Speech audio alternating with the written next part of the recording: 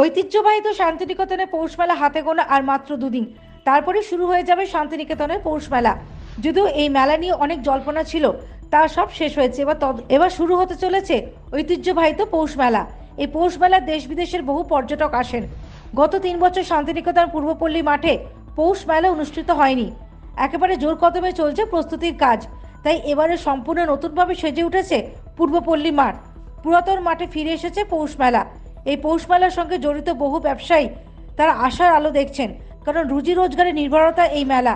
পূর্বপল্লী মেলার মাঠে শান্তিনিকেতন পৌষ মেলাকে সাফল্যমণ্ডিত করার জন্য মেলা কমিটি কোনোভাবে স্টল বিতরণের ক্ষেত্রে যাতে দুর্নীতি না হয় সেদিকে নজর থাকবে প্রশাসনের।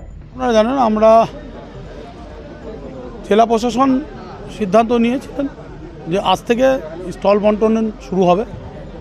তা আমরা আজকে সমস্ত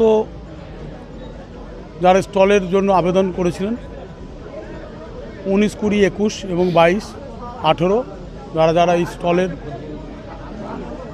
নিতে ইচ্ছুক, আমরা প্রত্যেককেই আজকে মনোহারি এবং শালটা অবশ্যই দেবো। Bureau report, India news.